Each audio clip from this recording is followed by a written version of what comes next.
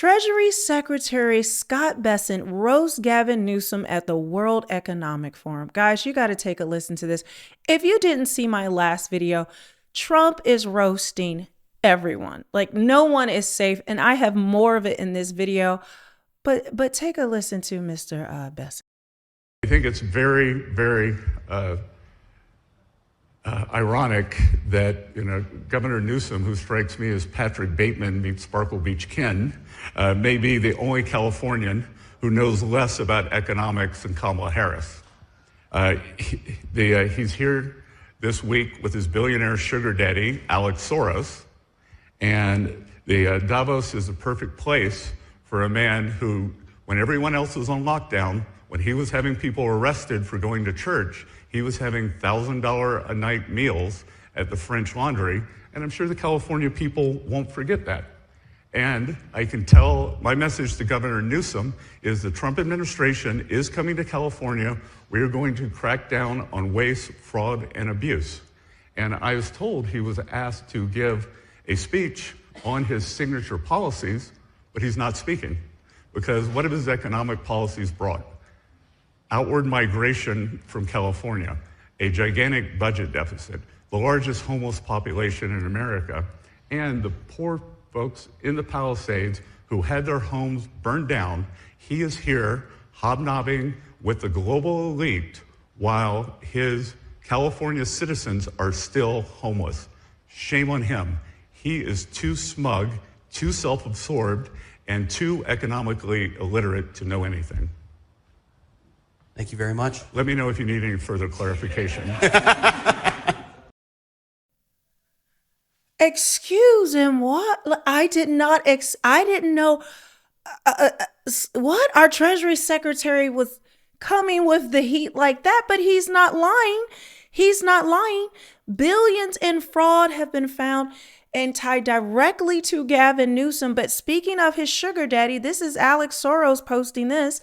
Great catching up with the real star of the 2026 World Economic Forum, my friend Gavin Newsom. So glad he's here calling out world leaders for believing appeasement works when it comes to Trump. It doesn't. It only emboldens him to become more chaotic and destructive. World leaders should take a page out of Newsom's playbook. What? It's time to stand tall, stand firm, and stand united before it's too late. Look at this. This is the most effeminate. This is what they want. This is what they want right here. They want Gavin Newsom. I mean, why is his hand on his hip anyway? Speaking of Gavin Newsom, he's over there, throwing a complete fit. I got to pull this up. Where's Gavin Newsom? So yesterday, he decided he's so upset because no one's standing up to Trump. Listen to this, and then I got more. Newsom, do you have a message for Europeans who are concerned about the messages from the White House around Greenland this week? Yeah, it's time to buck up. It's time to get serious and stop being complicit. It's time to stand tall and firm, have a backbone. I've seen this in the United States, the supine Congress playing both sides, say one thing on a text or a tweet and another publicly. It's time to have principles. It's time to stand tall and strong. Does that mean responding with tariffs? tariffs? It's time to stand united. You make that determination. I don't make that determination. But when you say standing tall, what do you mean? I can't take this complicity. People rolling over. I should have brought a bunch of knee pads for all the world leaders. Handing out crowns and this is pathetic. Nobel Prizes that are being given away. It's just pathetic. And I hope people understand how pathetic they look on the world stage. At least from an American perspective, it's embarrassing. So what should Europe be doing? You should decide, the Europeans should decide for themselves what to do. But one thing they can't do is what they've been doing. And they've been playing. This guy's playing folks for fools. And it's embarrassing. Europeans think this is diplomacy and this will ultimately this is work. Diplomacy with Donald Trump? He's a T-Rex. You mate with him or he devours you. One or the other. And Europe's being people devoured? need to stand, but no, the Europeans could be if they continue down this path and process. They need to stand tall, stand firm, stand united. Did he say he's a T-Rex and you either mate with him or you get devoured? And it's like he could barely speak. I don't know if he's been drinking or what, but understand this is a United States politician, a governor, a man who wants to run for president, and he is advocating for Europe over America. That is what you just saw. I mean, it's treasonous. He wants the world to stand up to the United States to push back so that America gets less. This is what we're dealing with, folks. But he didn't stop there, guys. I got so much more. This is a mess. A hot ghetto mess. I'm sorry. It just says the man is what? Okay. Americans are speculating Gavin Newsom is on something in Davos after Trump's speech, unable to speak coherently, darting his eyes all over the room and erupting in rage.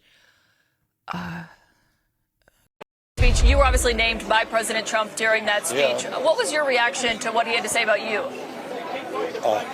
None. I think he said something very different last night. I didn't hear new scum. I heard new green scam. But I mean, come on. It was remarkably boring. It was remarkably insignificant. He was never going to invade Greenland. It was never real. So that was always a fade. And so he says, well, we should negotiate. Well, everybody here has been willing to negotiate for a year. So it had fire and fury signifying absolutely nothing. Even by Trump standards, I was rather curious. And there was boorish parts of it, but those were not even that consequential, including name-checking people he likes, people he didn't like. So, honestly, I was a little disappointed. It was a little nonplussed. Did it stand out to you that he said Iceland multiple times when he was talking about Greenland? I don't even, it's just weird because this was him during Trump speaking. He just looked so uncomfortable. He actually didn't even say anything bad about Newsom. He tried to, help him keep some dignity there, even though Newsom is on a tear, just so upset that world leaders are not standing up to America, his country. And number two, psychologically, who the hell wants to defend a license agreement or a lease, which is a large piece of ice in the middle of the ocean where if there is a war, much of the action will take place on that piece of ice. Think of it. Those missiles would be flying right over the center of that piece of ice. All we want from Denmark for national and international security and to keep our very energetic and dangerous potential enemies at bay is this land on which we're going to build the greatest golden dome ever built. We're building a golden dome that's going... I don't even know. I don't know the point of him even being there. But speaking of more people that try to come out tough, I played in the last video, Mark Carney, the Prime Minister of Canada, said that they were going to defend Greenland militarily against the U.S. if the U.S. decides to take Greenland. Canada barely has a military. We are their military. We are essentially their military. They're not even a Boy Scout troop compared to the U.S. No one, and I mean no one, no country has the technology or the military capability of the United States. I don't even know why they're trying to be cute about it. But he wanted to act tough about the U.S. But this is what President Trump had to say about that. Going to be defending Canada. Canada gets a lot of freebies from us, by the way. They should be grateful also, but they're not. I watched your Prime Minister yesterday. He wasn't so grateful. But they should be grateful to us. Canada lives because of the United States. Remember that, Mark, the next time you make your statements. Going to be defending Canada. Child, this thing is spicy. Trump is on a roll, guys. I don't know what's happening. It's wow. There's some crazy stuff coming out of this, but I will say Trump has come in there like a raging bull, and everyone just seems scared, terrified. They don't want to upset him. The people are speaking out. He absolutely demolishes them. This reminds me very much when he was running in 2016, 2015, that era when he was on the stage and just laying waste to people. He has been doing that in just one speech, let alone what else he's going to do. But let's listen to him now. He's talking about, it says, President Trump is calling out the stupid people who support wind energy at Davos. Windmills all over Europe. There are windmills all over the place, and they are losers. One thing I've is that the more windmills a country has, the more money that country loses and the worse that country is doing. China makes almost all of the windmills, and yet I haven't been able to find any wind farms in China. Did you ever think of that? It's a good way of looking at it. They're smart. China's very smart. They make them, they sell them for a fortune. They sell them to the stupid people that buy them, but they don't use them themselves. They put up a couple of big wind farms, but they don't use them. They just put them up to show people what they could look like. They don't spin, they don't do anything. They use a thing called coal, mostly. But China goes with the coal, they go with oil and gas. They're starting to look at nuclear, windmills all over Europe. Ciao. And that was also, I mean, I showed you in the last one how he roasted Macron, because Macron was saying that they're now going to work with China and all these other things. He tried to call out Trump. He's up there with these sunglasses on. It looks like he was been adrenochrome, you know, I'm not going to say certain things as he has that eye. I think we're going to have to do a whole video on it because it's wild how they all get these black eyes or these red eyes.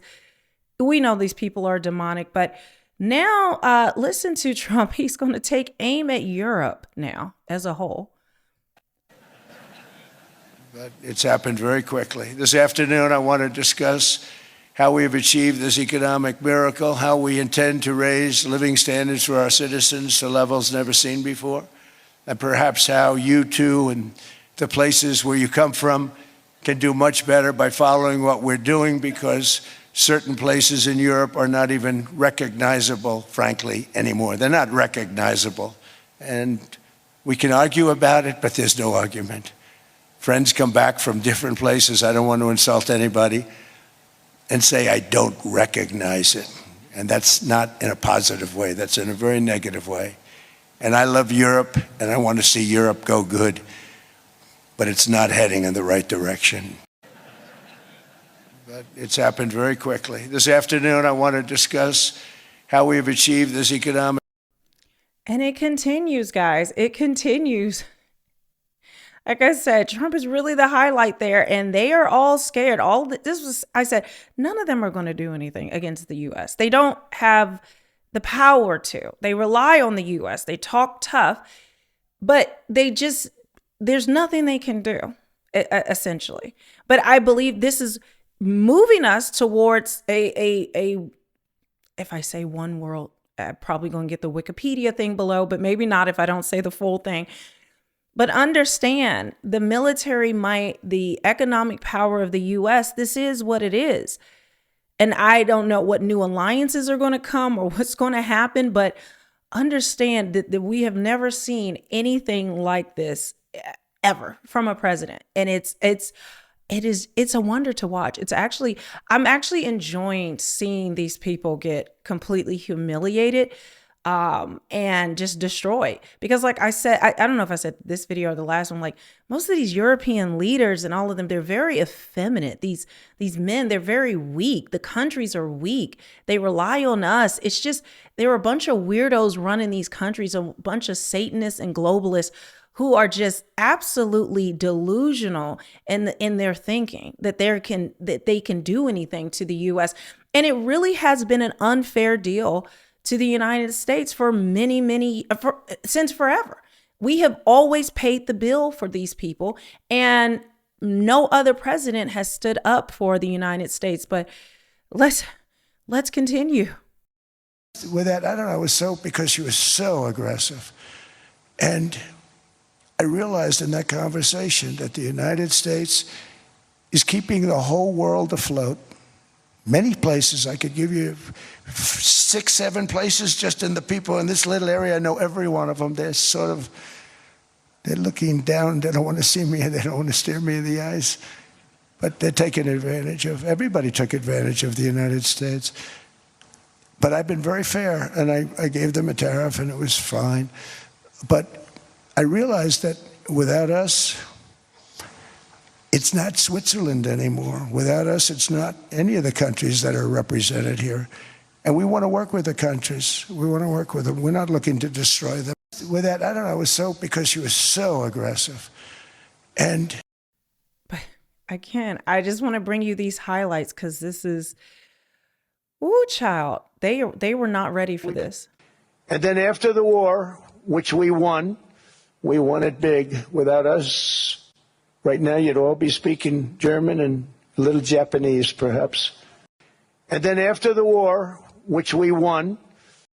He said that they will all be speaking German if we had not, guys, if we had not stepped in. He's not lying. He's not lying about any of this. It's fascinating how he is just able to go in there like a wrecking ball and destroy all of these people. And I have a video coming up I want to do. Let me pull this up for you guys. I have a video coming up on just some of the other outrageous things that's been happening there. These globalists, what they've been talking about, what they want to happen, and all these other things. I still believe, but this is the thing. This is where I'm at a crossroads, because I'm like, we are still headed towards their agenda. We are still headed towards the World Economic Forum's agenda. Digital ID, that is all them that have pushed that. The digital currency, AI running everything, the meat, all these things. Bill Gates is there. He's announced that now this AI and healthcare thing. So it's just like, I'm not really sure which way to look, but I think it's supposed to be a lot of confusion. I think it's supposed to be a lot of chaos, but it's still going to happen. We are still seeing those nearly 20 laws that are going to censor speech here in America and essentially force you to get digital ID that Lindsey Graham said they want wrapped up by February. I brought you the video where Israel and Netanyahu are outraged about the Board of Peace because the executive board has Turkey and Qatar on it. And they're basically saying, Israel and Netanyahu is saying, we're doing Trump a favor. He has to do what we say. So right now, I don't know what is for show or what is, really going to happen. So what I have to look at is policy. What am I seeing in the policies that are coming out? Okay. And how we are still part of everything that is going on with the WEF, with these globalists. So it's just a matter of, I'm not sure where we're going to land. But again, I think if you look at policy, that's always going to be your best bet. Now, this is him talking about, he talked about the election being rigged. He's talking about the UK, their energy policy. I mean, he was just, laying, like I said, laying waste to pretty much everyone and everything there. And electricity prices are 64% higher. The United Kingdom produces just 1/3 of the total energy from all sources that it did in 1999. Think of that, 1/3. And they're sitting on top of the North Sea, one of the greatest reserves anywhere in the world, but they don't use it. And that's one reason why their energy has reached catastrophically low levels with equally high prices. High prices, very low levels. Think of that, 1/3. And you're sitting on top of the North Sea, and they like to say, well, that's depleted. It's not depleted. It's got 500 years. They haven't even found the oil. The North Sea is incredible. They don't let anybody drill. Environmentally, they don't let them drill. They make it impossible for the oil companies to go. They take 92% of the revenues. So the oil companies say, we can't do it. They came to see me. Is there anything you can do? I want Europe to do great. I want UK to do great. Sitting on one of the greatest energy sources in the world, and they don't use it. In fact, their electricity prices have soared 139%. There are windmills all over Europe. There are windmills all over the place, and they are losers. One thing I've noticed is that the more windmills a country has, the more money that country loses and the worse that country is doing. China makes almost all of the windmills. So I played that part about China, but he is just, I am just like, but then also I want to take you back to Scott Bessent. I want you to listen to what he said. And just to be clear, that we have Europe buying Russian oil still 4 years later, they are financing the war against themselves. And just to be clear. So let me read is because they're buying Russian oil still 4 years later during this war, the Russian and Ukraine war, they are literally funding the war against themselves. It's absolute lunacy, the things that are happening internationally that make no sense. And this is why I said Europe is falling. Europe will fail. Europe is going to have to tie themselves. If they try to separate themselves from the US, they're going to have to tie themselves most likely to, they absolutely hate Russia, but yet they're buying their oil. They're dependent on them. And no matter how they feel about Russia, they're going to have to tie themselves to Russia if they're not with the US. They're not going to be able to tie themselves to China because China does not have the oil supply. Everyone is getting their oil from Russia and other places, but they don't have the infrastructure. They don't have the military. They don't have the economic power. Absolutely nothing.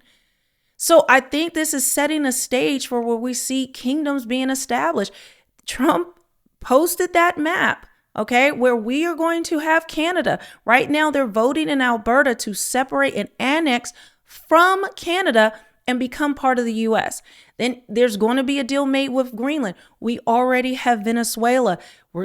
Now we're looking into Colombia, all of the Caribbean and Mexico. Okay, so that map is going to happen sooner or later. But the moves, if you see, it's almost like a rush. All of these things are happening at once because why? We are getting in position for this new world order. We're getting in position for what is to come. And strong arming Europe is one of the key things that has to take place in order for us to get to that point. So guys, let me know what you think. I will continue to bring you more information. Like I said, I have some of the outrageous things saying that AI will replace religion, will replace the Bible. This is what is being said by other people at Davos. Like I said, it is pure evil over there. I want us to be completely separated from them, and I want to believe that we are, but again, we are enacting the same policies that they have over there. We are enacting them here. And digital ID is the main one that you need to look at. But anyway, like I said, leave a comment, make sure you subscribe, hit the notification bell, and I will see you very shortly.